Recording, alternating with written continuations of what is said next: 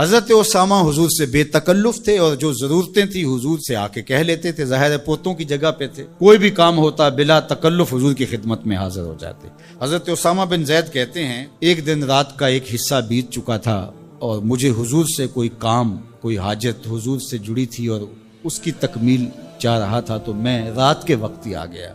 ظاہر ہے کہیں جانا ہو تو بندہ سوچتا ہے، لیکن جہاں اتنی بے تکلفی ہو وہاں کہتا ہے چلو میں چلا جاتا ہوں، تو وہ حضور کی خدمت میں حاضر ہو گئے۔ تو آقا کریم تشریف لے آئے۔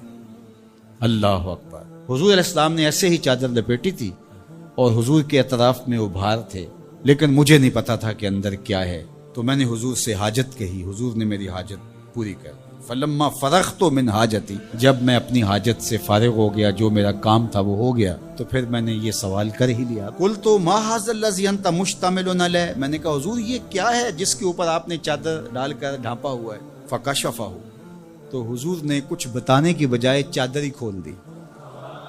جب چادر کھلی تو منظر صاف تھا۔ میں نے کیا دیکھا سنو، حضرت اسامہ بن زید بن حارثہ بیان کرتے ہیں، فائز الحسن والحسین علی ورقہ، ایک پہلو سے امام حسن چمٹے تھے اور ایک جانب امام حسین چمٹے ہوئے، دونوں نے حضور کے پہلوؤں سے جفی لگائی ہوئی تھی، حضور علیہ السلام کے کشہین سے، حضور کے پہلوؤں سے لپٹے ہوئے تھے۔ اللہ اکبر، ظالموں تم نے تیر حضور کے پہلوؤں پہ مارا ہے، حضور کے پہلوؤں سے یہ شہزادے لپٹے ہوئے ہیں۔ اور پھر آقا کریم نے کیا کہا؟ فقال ھذان ابنایا، فرمایا یہ دونوں میرے بیٹے ہیں، و ابناؤ ابنتی، اور میری بیٹی کے بیٹے ہیں۔ اللہم انی احبہما، اے اللہ میں ان سے پیار کرتا ہوں، فاحبہما، تو ان سے پیار کر، فاحب من یحبہما، اور جو ان دونوں سے پیار کرے مالک اس سے بھی پیار کر۔ اللہ اکبر۔ حذیفہ بن یمان اپنی ماں کی مغفرت کا سوال لیے حضور کے پاس حاضر ہوئے تھے، اور آقا کریم نے ان کو یہ خبر بھی دی، حذیفہ سنو، یہ فرشتہ میرے سامنے حاضر ہے اور یہ میری فاطمہ اور میرے حسن حسین کے لیے جنتیوں کی سرداری کا مجدہ جاں فضا لے کر آئے ہیں، پیغام لے کر آئے ہیں، بشارت لے کر آئے ہیں۔ یہ خاندان عالی مرتبت خاندان، کبھی حضور ان کو چادر میں سمیٹ لیتے ہیں، کبھی مباہلے کی آیت کا مصداق یہ قرار پاتے ہیں اور فرماتے ہیں اللہم ہؤلاء اہل بیتی، یہ ہیں میرے اہل بیت، اور کبھی آقا کریم علیہ السلام کندھوں پہ سوار کرتے ہیں، کبھی حضور کی پشت پہ سواری ہوتی ہے، اور کبھی حضور بشارتیں دیتے ہیں کہ لوگوں کو بتا دو کہ یہ میرے فرزند، یہ عالی مرتبت شہزادے جنتی جوانوں کے سردار ہیں، اور میری شہزادی جنتی خواتین کی سردار۔ یہ عالی مرتبت خاندان جن کی عظمتیں اتنی بلند ہیں اور جن کی رفعتوں کے پھریرے لہرا رہے ہیں، تو جتنا اونچا منصب ہوگا امتحان بھی تو اتنا اونچا ہوگا، جتنی بڑی شان ہوگی تو امتحان بھی اس کے مطابق ہوگا۔ پھر 10 محرم کو جو امتحان ان شہزادوں نے دیا اور ثابت کیا کہ ہم سرداران جو جنت ہیں وہ ایسے ہی نہیں بن گئے، کیسے کڑے امتحان سے گزر کر کے ہم اس مرتبہ رفیع کے اپنے آپ کو حقدار بتا رہے ہیں۔ کوئی یہ نہ کہے کہ پیغمبر نے اپنے نواسے جان کے ایسے ہی بشارت دے دی تھی اور یہ عظمت ان کو حاصل ہو گئی تھی، ورنہ ان کے اندر کیا رکھا تھا۔ اب زمانہ دیکھے کہ جو حسین ابن علی نے کر کے دکھایا ہے، زمانے میں کوئی دکھائے تو صحیح۔ عظمتوں کی جس مسند پہ بیٹھے شہزادہ رسول دکھائی دیتے ہیں اور شہزادی رسول دکھائی دیتی ہیں اور امام حسن دکھائی دیتے ہیں، یہ الگ الگ عنوانات ہیں، جس عنوان پہ آئیں تو ایک کائنات بسی ہوئی ہے۔ اللہ جل شانہ ان شہزادوں کی برکت سے ہمیں دین کا حقیقی شعور عطا کر دے۔ جو برابر کا شخص ہو، محبت میں وہ جو دیتا ہے آپ اس کے مقابلے میں اس کو وہی دیتے ہیں۔ رشتہ داریوں میں چلتا ہے، شادی پہ کسی نے سلامی دی تو آپ کہتے ہیں کہ ٹھیک ہے جب اس کا وقت آئے گا تو میں بھی دوں گا، تو آپ 100 روپیہ زیادہ دینے کی کوشش کرتے ہیں کہ میں اس سے جو ہے وہ بڑھ کر کے دوں۔ تو برابر میں تو یہی ہوتا ہے، تحفہ دیا تو مقابلے میں تحفہ دیا۔ لیکن ایک غریب آدمی ہے، اس کو ایک امیر آدمی اس کی ضرورت کو پورا کرتا ہے، تو وہ اب کہے کہ میں بھی اس کو دوں، تو وہ کہاں سے دے گا؟ تو پھر وہ کیا کرے گا؟ وہ اس کو اس کے بدلے میں دعائیں دے گا، چونکہ وہ اس پیسوں کے بدلے میں وہ اسے کچھ نہیں دے سکتا، دعائیں دے سکتا ہے۔ تو جو برابر کے ہوں وہ تو تحفے کے بدلے میں تحفہ دیتے ہیں۔ اللہ نے نعمتیں عطا کی اور ہم اس کے بدلے میں اس کو کوئی نعمت دے سکتے ہیں؟ وہ تو محتاج نہیں اور نہ ہم دے سکتے ہیں۔ تو پھر کیا کہا؟ احب اللہ لما یغزوکم من نعمہ، وہ تمہیں نعمتیں دیتا ہے تو محبت کیا کرو اس سے۔ یہ تقاضا ہے کہ تم اس سے پیار کرو، اور یہ محبت شکرانے کی صورت ہوگی، شکرانے کا رنگ ہوگا۔ اس نے تمہاری محبت کے بغیر تم سے محبت کی، تمہیں تخلیق کیا، تمہارے مطالبے کے بغیر تم کو نعمتیں دی، اب تم سے کہا کہ تم بھی اب پیار کرو۔ اب جب تم پیار کیا تو یہ اس کا بدلہ کیا ٹھہرا؟ کہا کہ اگر تم محبت کرو گے تو سن لو پھر میں بھی تم سے پیار کروں گا۔ قل ان کنتم تحبون اللہ فاتبعونی یحببکم اللہ۔ اور اس محبت کا عالم کیا ہوگا؟ وہ ایک الگ شان ہے، اس کی ایک کیفیت الگ ہے، اس کا ایک جمال الگ ہے۔ اور دوسری بات فرمائی وَأَحِبُّونِي بِحُبِّ اللَّهِ، اور میرے سے محبت اللہ کی محبت کی وجہ سے کرو، یعنی میرے سے تم محبت کرو، میں تمہارے خدا کا بھی محبوب ہوں۔ تو اللہ کی محبت کا نتیجہ اور اللہ کی محبت کا تقاضا یہ ہے کہ تم مجھ سے محبت کرو، اور حضور کی محبت امت پر لازم اور ضروری ہے، عقلاً بھی اور شرعاً بھی۔ فطرت بھی اس کا تقاضا کرتے ہے کہ حضور سے محبت کی جائے۔ اب تیسری بات جو حضور نے ان کے بعد ارشاد فرمائی، وَأَحِبُّوا أَهْلَ بَيْتِي بِحُبِّي، اور میرے اہل بیت سے میری وجہ سے پیار کرو، تقوی کی وجہ سے، طہارت کی وجہ سے، نمازوں کی کثرت کی وجہ سے، علم کی وجہ سے۔ بہت ساری خوبیاں ہیں جس کی وجہ سے لوگ لوگوں سے پیار کرتے ہیں، صالحیت کی وجہ سے پیار کیا جاتا ہے۔ یہ خوبیاں تو کسی میں بھی ہوں، آپ اس سے پیار کریں گے؟ وہ حبشی نے یاد ہو، اس سے بھی پیار کریں گے؟ میرے زمانے سے صدیوں بعد کے زمانے میں پیدا ہونے والا ہو، اچھی خوبیوں کا حامل ہو، اس کے تقوی کی وجہ سے، اس کی طہارت کی وجہ سے، اس کی شرافت کی وجہ سے آپ اس سے پیار کریں گے؟ کیوں نہیں کریں گے؟ لیکن میں جو تمہیں اپنے اہل بیت سے محبت کرنے کا درس دے رہا ہوں وہ صرف اس لیے کہ وہ میری اولاد ہے، میری نسل ہے، میرے اہل بیت ہیں۔ اللہ اکبر! چونکہ محبت تقاضا کرتی ہے کہ محبوب کی نسبتوں کا بھی احترام کیا جائے۔ کلو منصوب الی محبوب محبوب، عربی کا ایک مقولہ ہے، ہر شے جو محبوب سے منسوب ہو وہ بھی محبوب ہوتی ہے۔ یہ محبت تقاضا کرتی ہے، یہ محبت ہمیں سکھاتی ہے کہ محبوب سے منسوب چیزوں کا بھی احترام کیا جائے، ان کی تعظیم بجا لائی جائے۔ تو کہا میری اولاد سے، جو میری نسل ہے، اس سے پیار کرو، میرے اہل بیت سے پیار کرو، بے حبی، میری محبت کی وجہ سے، میری الفت کی وجہ سے۔ اس لیے علماء نے اس حدیث کی شرح میں لکھا کہ حضور کی اولاد سے محبت علامت ہے حضور علیہ الصلوۃ والسلام سے محبت کی، اور حضور علیہ السلام کی محبت علامت ہے اللہ تعالیٰ کی محبت۔ کوئی اللہ سے محبت کا دعویٰ کرتا ہے اور رسول کریم کی محبت اس کے سینے میں موجود نہیں ہے تو پھر یہ طے شدہ ہے کہ اس کی اللہ کی محبت قابل قبول نہیں ہے اور ناقص ہے، ہو ہی نہیں سکتا۔ اور اگر کوئی حضور علیہ السلام سے محبت کرتا ہے اور حضور کے اہل بیت سے محبت نہیں کرتا تو پھر سمجھ لو حضور علیہ السلام کے ساتھ اس کی محبت محض ایک ڈھونگ ہے، اپنے آپ کو منوانے کے لیے حضور کی محبت کا ڈھونگ رچا رہا ہے۔ حقیقی محبت حضور کے ساتھ اس کو ہو ہی نہیں سکتی اگر حضور کی اطرت کے ساتھ محبت، حضور کی اولاد کے ساتھ محبت نہیں ہے۔ اور اسی طرح یہ بات بھی سمجھ لیں کہ حضور کے اصحاب سے محبت یہ تقاضا ایمان ہے۔ اگر صحابہ کا ذکر قلب کی تکلیف کا سبب بنتا ہے اور طبیعت میں گھٹن پیدا ہوتی ہے تو پھر سمجھ لو کہ حضور علیہ السلام سے جو محبت کا رشتہ ہے، حضور علیہ السلام سے جو الفت کا ربط ہے وہ بہت کمزور ہے، اور محبت قابل قبول ہی نہیں ہے حضور کی اگر اصحاب رسول سے پیار نہیں۔ حضور کے مشکات نبوت سینہ نور سے پھوٹنے والی کرنیں ہیں اصحاب رسول صلی اللہ علیہ وآلہ وسلم۔ اسی طرح حضور کی نسل ہیں، حضور کا جزو بدن ہے، حضور کی اولاد اور حضور کی نسل۔ فاطمہ میرے جگر کا ٹکڑا کہا گیا، حضور نے فرمایا بضعۃ منی، میرے جگر کا ٹکڑا ہے۔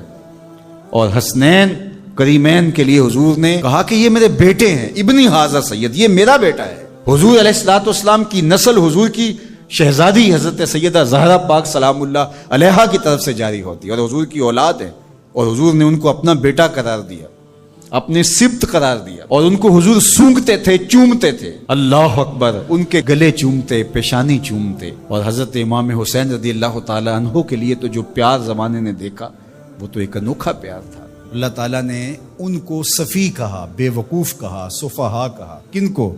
جنہوں نے پیغمبر پہ ابھی اعتراض کیا نہیں، ابھی کرنا تھا۔ رب نے ان کو بے وقوف کہا، سیقول السفہاء من الناس، یہ نہیں کہا سیقول الناس من الناس، لوگوں میں سے کچھ لوگ کہیں گے، نہیں، لوگوں میں سے کچھ بے وقوف کہیں گے جو حضور پر اعتراض کی زبان کھولتے ہیں۔ اللہ ان لوگوں کو لوگ کہنا بھی گوارا نہیں کرتا، وہ اس قابل بھی نہیں ہے کہ ان کو لوگ کہا جائے، اس لیے کہا سیقول السفہاء۔ جو رسول رحمت پہ اعتراض کی زبان کھولنے والے ہیں وہ عقل مند ہو کیسے سکتے ہیں؟ اگر علم کا نور ان کے سینے میں ہوتا تو یہ حضور پر تو 100 جان سے قربان ہو جاتے، اور یہ اعتراض کی زبان کھولے بیٹھے ہیں۔ تو کہا سیقول السفہاء من الناس، لوگوں میں سے کچھ خفیف الحلم لوگ، کچھ جاہل، کچھ بے وقوف لوگ یہ کہیں گے ما ولاہم عن قبلتہم التی کانوا علیہا، ان کو اس قبلے سے کس نے پھیر دیا جس پر یہ پہلے تھے۔ اب یہ اسلام کی تکذیب کرنے کے لیے، اسلام کو جھٹلانے کے لیے، قرآن کی تکذیب کرنے کے لیے، صاحب قرآن کی تکذیب کرنے کے لیے کوئی موقع ہاتھ سے نہیں جانے دیتے تھے۔ تو یہ موقع تھا نا، اس موقع سے فائدہ حاصل کرتے۔ قرآن نے کہا تھا بے وقوف یہ کہیں گے تو یہ نہ کہتے۔ قرآن نے کہا تھا کچھ بے وقوف یہ اعتراض کریں گے، یہ کہتے ہم نہیں کرتے۔ قرآن نے کہا ہے کہ اعتراض کریں گے، لاؤ کون ہیں جنہوں نے اعتراض کیا۔ لیکن وہ بے وقوف کاہے کا جو عقل کی بات کر جائے۔ تو اس لیے اللہ تعالیٰ نے کہا کہ لوگوں میں سے کچھ بے وقوف کہیں گے ما ولاہم عن قبلتہم التی کانوا علیہا، ان کو اس قبلے سے کس نے پھیرا جس پر وہ تھے۔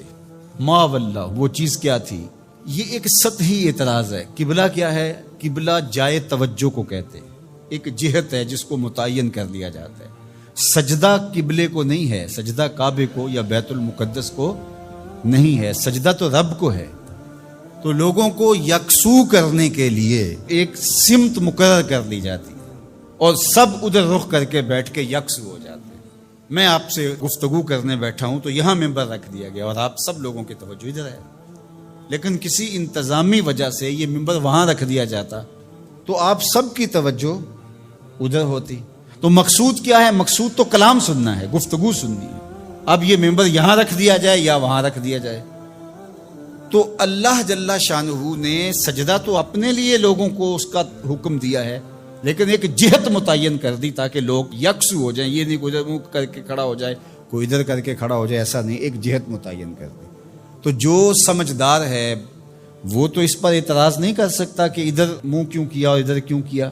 وہ کون کرے گا؟ جو سطحی سوچ کا مالک ہوگا، جو سفی ہوگا، جو بے وقوف ہوگا، وہی اعتراض کرے گا۔ تو انہوں نے کہا کہ ان کو قبلے سے کس نے پھیر دیا؟ قل، اے محبوب فرما دیجئے، للہ المشرق والمغرب، مشرق بھی اللہ کا ہے، مغرب بھی اللہ کا ہے۔ یہدی من یشاء الی صراط مستقیم، وہ جس کو چاہے سیدھی راہ کی طرف ہدایت عطا کر دے۔ مشرق اور مغرب کا کیا تعلق ہے؟ یہ تو اللہ کے ہیں، مشرق بھی اس کا، مغرب بھی اس کا، پورب پچھم اسی کے ہیں، یہ شرق و غرب اسی کے ہیں۔ جہاں وہ کہے گا ہمارا سر وہاں جھک جائے گا۔ وما جعلنا القبلة التي كنت عليها الا لنعلم من يتبع الرسول ممن ينقلب على عقبيه، اور ہم نے قبلے کے معاملے کو جس پر آپ تھے، یعنی مسجد اقصی، الا لنعلم، تاکہ ہم آزمائیں، من يتبع الرسول ممن ينقلب على عقبيه، ہم دیکھنا چاہتے تھے کہ رسول کی اتباع کون کرتا ہے، یہ ہم دیکھنا چاہتے تھے۔ اللہ کو تو پتہ تھا بالآخر یہ قبلہ بنا ہے۔ تو جب حضور مکے سے ہجرت فرما کے مدینہ تشریف لائے تو اللہ اپنے محبوب سے کہہ دیتا کہ محبوب رخ ادھر کر لو، یہ یہودی اعتراض کریں گے، تو اللہ کے محبوب رخ ادھر کر لیتے، یہ تحویل قبلہ کا واقعہ ہی روپ پذیر نہ ہوتا۔ اللہ تعالیٰ فرماتا ہے یہ ہم نے اس لیے کیا کہ ذرا ادھر منہ کر کے کچھ عرصہ نماز پڑھ لیں، پھر دیکھیں رسول کے پیچھے یہ رخ پھیرتے ہیں یا نہیں پھیرتے، یہ قبلے کو مانتے ہیں یا رسول اللہ کو مانتے ہیں۔ یہ ہم دیکھنا چاہتے تھے، یہ ہم پرکھنا چاہتے تھے، یہ ہم آزمائش کرنا چاہتے تھے تمہاری۔ اللہ اکبر۔ اب دیکھو دوہری آزمائش تھی صحابہ کی، بالخصوص جو مہاجرین تھے، وہاں سے ہجرت کر کے مدینہ المنورہ آئے تو وہاں کعبۃ اللہ سامنے ہوتا تھا نماز پڑھتے ہوئے۔ اب جہاں سے بندہ آیا ہو اس وطن معلوف کے ساتھ ایک الفت کا رشتہ ہوتا ہے، اس لیے اسے وطن معلوف کہتے ہیں۔ اب ان کا دل تو کرتا ہوگا ادھر رخ کریں، لیکن 16-17 ماہ ان کا امتحان لیا گیا، ادھر پیٹھ کرو جدھر تمہارا جی چاہ رہا ہے، کیونکہ رسول کا رخ ادھر ہے، تمہارا رخ بھی ادھر ہونا چاہیے۔ اللہ اکبر۔ اب جب ادھر دل جمنے لگا اور بندہ مانوس ہو گیا اس قبلے سے، تو اب حکم ہوا نہیں، اب ادھر سے ادھر رخ پھیرو۔ پہلے ادھر منہ کرنا امتحان تھا، اب ادھر منہ پھیر کے رخ کرنا جو تھا وہ امتحان تھا۔ تو اللہ کہتا ہے ہم اس لیے یہ قبلے کے معاملے کو اس طرح بنایا ہے تاکہ ہم دیکھیں کہ کون جو ہے وہ قبلے کی اتباع کرتا ہے اور کون قبلہ نما کی اتباع کرتا ہے۔ ہم یہی دیکھنا چاہتے ہیں۔ یہ بہت بھاری کام تھا، لیکن جن کو اللہ نے ہدایت دی ان کے لیے مشکل نہیں ہے۔ قبلے سے پھر جانا، قبلے سے رخ پھیر کے دوسری جانب کر لینا، یہ کوئی اتنا آسان کام ہے؟ اللہ کہتا ہے یہ بھاری کام تھا، وزنی کام تھا، لیکن جس کو اللہ ہدایت دے اس کے لیے مشکل نہیں ہے. اور آپ تاریخ پڑھیں، کسی ایک نے بھی یہ نہیں کہا کہ یہ کیا ہوا. حضور کے سارے غلاموں نے رخ پھیر لیا. میں نے آج تک نہیں دیکھا کہ کسی مردے کو سفید رنگ کے علاوہ کسی اور رنگ کا کفن دیا گیا ہو، کالے رنگ کا، نیلے رنگ کا، پیلے رنگ کا. حالانکہ شریعت میں جائز ہے. کوئی سیاہ رنگ کا کفن دے دے جائز ہے، نیلے رنگ کا کفن دے دے جائز ہے. لیکن حضور کا ایک فرمان کہ اپنی مسجدوں کو زینت سفید رنگ سے دو اور اپنے مردوں کا کفن سفید رنگ سے دو. سفید رنگ سے کفن دینا مستحب ہے، لیکن اگر کوئی اور رنگ سے کفن دے دے تو وہ بھی جائز ہے. لیکن ہم نے وفات کے موقع پر کبھی اس مستحب کو بھی ترک نہیں کیا. یعنی غم کا موقع ہو تو ہم مستحب بھی ترک نہیں کرتے، اور شادی کا موقع ہو تو صرف ایک نکاح رہ گیا ہے جو سنت کے مطابق. باقی ہماری پوری شادی کی رسوم و رواج جو ہیں وہ ساری شریعت سے متصادم ہوگی الا ماشاء اللہ. باقی صرف نکاح رہ گیا، تو وہ بھی لوگ کہتے ہیں وہ پہلے جا کے مسجد میں کر آئیں تاکہ یہاں یہ تکلف بھی نہ ہو. اور وہاں پوری ہماری شادی کی تقریب جو ہے وہ ہماری مرضی کے مطابق. یہ خاندانی رسم ہے، یہ ہم نے میڈیا پہ دیکھی تھی، یہ سوشل میڈیا پہ دیکھی تھی، یہ ہمارے ایک دوست کی شادی پہ گئے تھے، یہ ہم نے وہاں دیکھا تھا. اور کتنی تہذیبوں کا مغلوبہ بنا کے ہم ایک تقریب کرتے ہیں اور اس میں ہماری خواہش ہوتی. ہم شریعت سے نہیں پوچھتے کہ شریعت اس کے بارے میں کیا کہتی ہے. تو کیا اسلام غموں کا مذہب ہے، دکھوں کا مذہب ہے؟ خوشی کے موقع پر آپ اسلام کو نہیں بلائیں گے؟ آپ مجھے غم کے موقع پہ آواز دیں، فوتگی کے موقع پہ آواز دیں، میں چلا آؤں، اور جب شادی ہو تو آپ مجھے کارڈ ہی نہ بھیجیں. تو میں کہوں گا کہ میرا آپ سے صرف یہی تعلق ہے. غم کا موقع ہو تو آپ شریعت کے مستحب کا بھی خیال رکھیں، اور شادی کا موقع ہو تو آپ شریعت کی پرواہ نہ کریں. تو یہ تو پھر آپ کی مرضی کا دین ہوا نا. جہاں چاہا اس کو پسند کر لیا، جہاں چاہا دین کو چھٹی دے دی. کاروبار میں، اپنے طرز زندگی میں، اپنی سیاست میں، اپنی پارلیمنٹ میں، اپنی کچہریوں میں، اپنی عدالت میں، اپنے میڈیا ہاؤسز میں کہیں دین نہیں ہے. دین کہاں رہ گیا؟ اللہ اکبر. اقبال نے جو شکوہ میں کہا کہ اگر مسجد میں صف آ رہا ہوتا ہے تو غریب، دین غریبوں کے پاس رہ گیا. دولت بڑھتی جاتی ہے تو دین بھی مرضی کا ہوتا جاتا ہے. مولوی صاحب کو پابند کرنے چاہتے ہیں لوگ کہ آپ اس طرح کا دین دے جس طرح ہم چاہتے ہیں. تو یہ تو اپنی خواہش اور آرزو اور تمنا کا نتیجہ ہوا. تو اللہ فرماتا ہے پھر یہ کیا ہوگا اگر تم ایسا کرو گے تو آخرت رہی، وہاں تو اشد عذاب تمہیں ہوگا ہی، دنیا میں بھی تمہارے لیے خزی رسوائی ہے. اور آج ہمارا مسئلہ کیا ہے؟ آج ہم نہ دنیا دار ہیں نہ دین دار ہیں. کافر تو سیدھے سیدھے کافر ہیں اور اپنا ان کا نظام ہے اور اس نظام کے مطابق چل رہے ہیں. اور ہم کیا ہیں؟ ہم رادے بٹیر اور رادے تیتر. کبھی ہم کہتے ہیں ہم مسلمان ہیں اور کبھی کہتے ہیں نہیں ہم جدید تہذیب کے نمونے ہیں، اور ہم اس صورت کے اندر اپنے آپ کو دکھانا پیش کر رہے ہوتے ہیں. تو ہماری شکلیں روز بدلتی رہتی ہیں. مسجد میں آتے ہیں تو ہم ٹوپی پہن لیتے ہیں اور پھر ہم ٹوپی بھی وہیں چھوڑ جاتے ہیں، اور میں کہتا ہوں نماز بھی وہیں چھوڑ جاتے ہیں. جب دکان پہ بیٹھے ہوتے ہیں تو اس وقت ہم نمازی نہیں ہوتے، بلکہ ہم حج اور احرام بھی وہیں چھوڑ آتے ہیں. اور ہم یہاں اور طرح کے مسلمان ہوتے ہیں، حج پہ اور طرح کے مسلمان ہوتے ہیں، اعتکاف میں اور طرح کے مسلمان ہوتے ہیں، اور ہم باہر اور طرح کے مسلمان. حالانکہ یہ ساری تربیت ہے ہماری عملی زندگی میں، اس کا اثر پیدا ہو. جب سجدہ کریں تو سجدے کا نور لے کے گھر پلٹیں، جب رکوع کریں تو رکوع کا جمال ہمارے ساتھ سفر کرے، جب حج کریں تو حج کا نور ہمارے ساتھ اتر کے آئے اور ہم اس کو معاشرے میں بانٹیں. اعتکاف کا جمال ہماری طبع کے اندر راسخ ہو جائے اور ہمارے اندر جو ہے وہ نور بکھیر دے. تو مسلمان کا دین اور دنیا الگ چیز نہیں ہے. مسلمان کا دین اور دنیا ایک ہی چیز ہے، اور وہ اکٹھے چلتے ہیں. اور ان کو جدا کریں گے تو پھر چنگیزی کے علاوہ کچھ باقی نہیں رہے گا. ایک صحابی حضور کی خدمت میں حاضر ہوئے، عربی تھے، دیہات کے رہنے والے تھے. انہوں نے حضور کی بارگاہ میں ایک بات عرض کی کہ حضور اسلام کے حکام تو بہت سارے ہیں، آج بھی اگر آپ دیکھیں تو کتابیں بھری پڑی ہیں. پھر حضور ارشاد فرماتے تھے، صحابہ اس کو سنتے تھے، محفوظ کرتے تھے، آگے بیان فرماتے تھے. ان کا بہت سارے احکام ہیں اسلام کے، میں ایک دیہاتی شخص ہوں، مجھے کوئی ایک بات ارشاد کر دیجئے جو میرے لیے کافی ہو. تو آقا کریم نے اس شخص کو ایک بات ارشاد کی، فرمایا کہ ان تموتا ولسانک رطب من ذکر اللہ، تو اس حالت میں فوت ہو کہ تیری زبان اللہ کے ذکر سے تر ہو.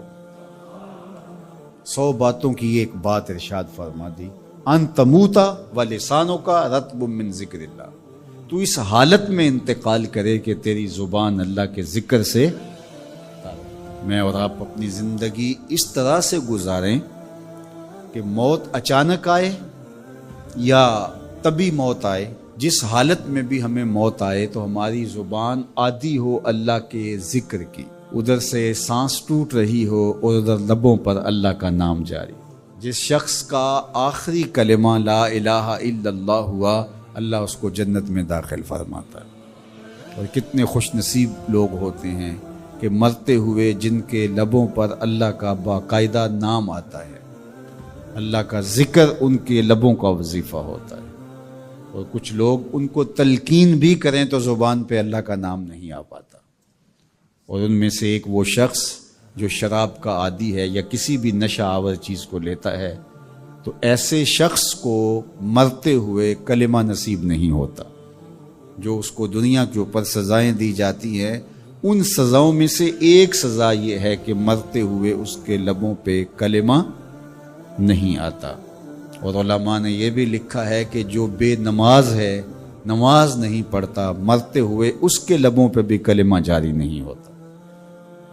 اللہ اکبر۔ تو ایک جامع بات ارشاد کر دی کہ ان تموتا و لسانوں کا رطب من ذکر اللہ، تو اس حالت میں فوت ہو کہ تیری زبان اللہ کے ذکر سے تر ہو۔ قرآن مجید میں ہمیں اللہ تعالیٰ نے یہ بھی حکم دیا ہے کہ مجھے یاد کرو، اور یہ بھی حکم دیا ہے کہ مجھے فراموش نہ کرو۔ وَلَا تَكُونُوا كَالَّذِينَ نَسُوا اللَّهَ فَأَنسَاهُمْ أَنفُسَهُمْ أُولَٰئِكَ هُمُ الْفَاسِقُونَ، ان لوگوں کی طرح نہ ہو جانا جنہوں نے اللہ کو فراموش کر دیا، اللہ کو بھول گئے۔ جب کوئی خدا کو بھول گیا تو خدا پھر اس کو فراموش کر دیتا ہے، اور اس کی سزا کیا ہے کہ وہ خود فراموشی کا شکار ہو جاتا ہے، وہ اپنے آپ سے بھی آگاہ نہیں رہتا۔ تو ہمیں جو حکم دیا گیا وہ ہے اللہ کو یاد کرنے کا۔ تو یاد کرنے کا ایک مفہوم یہ ہے کہ اللہ جل شانہ کی اطاعت کی جائے، اس کی فرما برداری کی جائے، اس کے احکام پر عمل پیرا ہوا جائے، نہ یہ ہے کہ اس کے احکام کو فراموش کر دیا جائے۔ یقول اللہ تبارک و تعالی، اللہ جل شانہ خود ارشاد فرماتا ہے، یہ حدیث قدسی ہے، فیما یروی عن ربہ، جو حضور اپنے رب سے روایت کرتے ہیں۔ اللہ جل شانہ کیا ارشاد فرماتا ہے، سنیے، انا اندا ظن عبدی بی، میرا بندہ میرے بارے جو گمان کرتا ہے میں ایسے ہی معاملہ کرتا ہوں، یعنی بندے کو میرے سے جو گمان ہے تو میں اس کے مطابق معاملت فرماتا ہوں۔ وَأَنَا مَعَهُ إِذَا ذَكَرَنِي، اور جب وہ مجھے یاد کرتا ہے میں اس کے ساتھ ہی ہوتا ہوں۔ جب میرا بندہ مجھے یاد کرتا ہے تو میں اس کے ساتھ ہوتا ہوں۔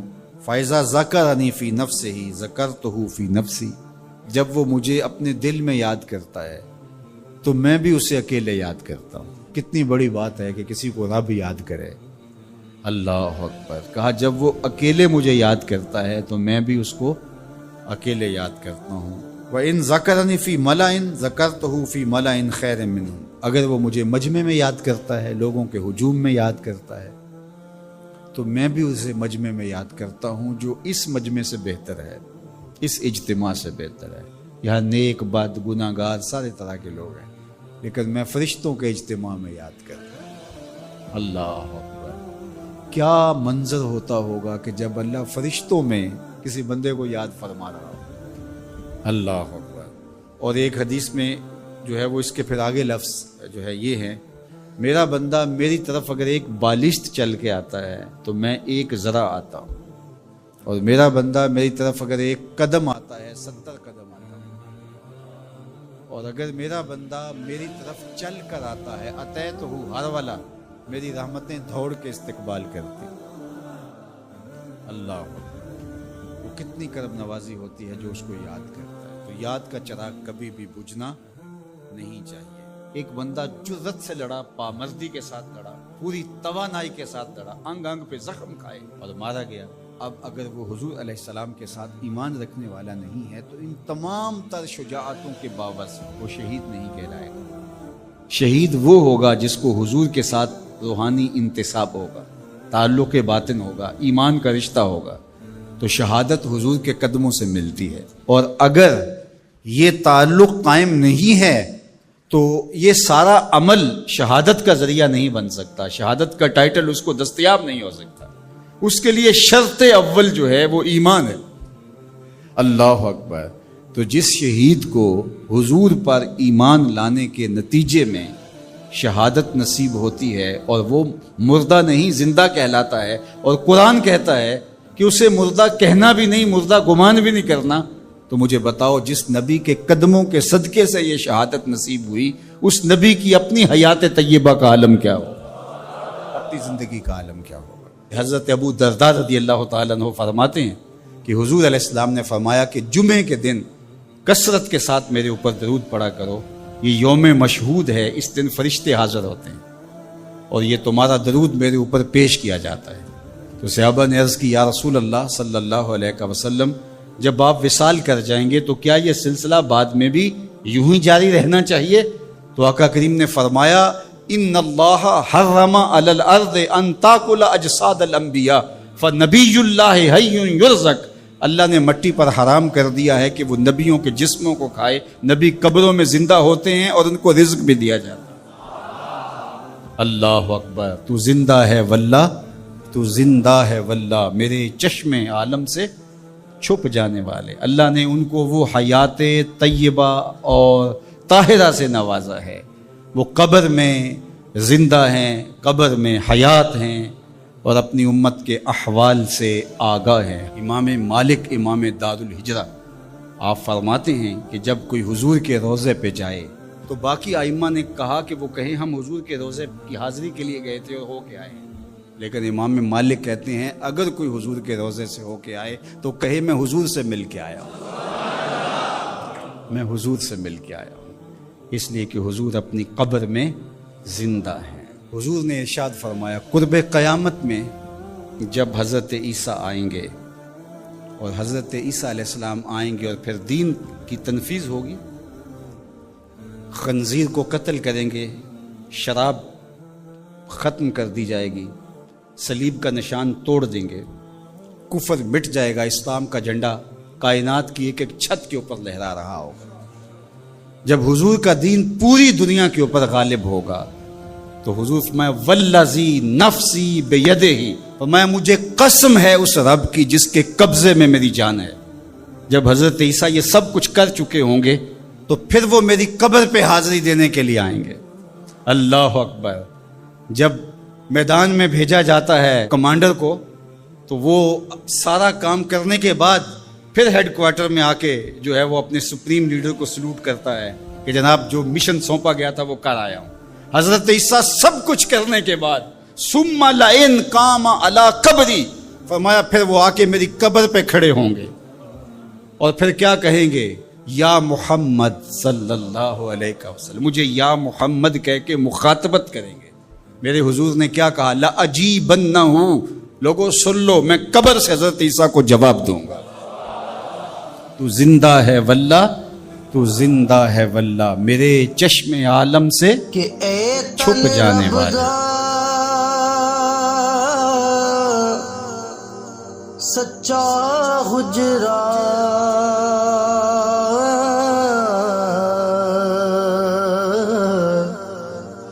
تے کھڑیا با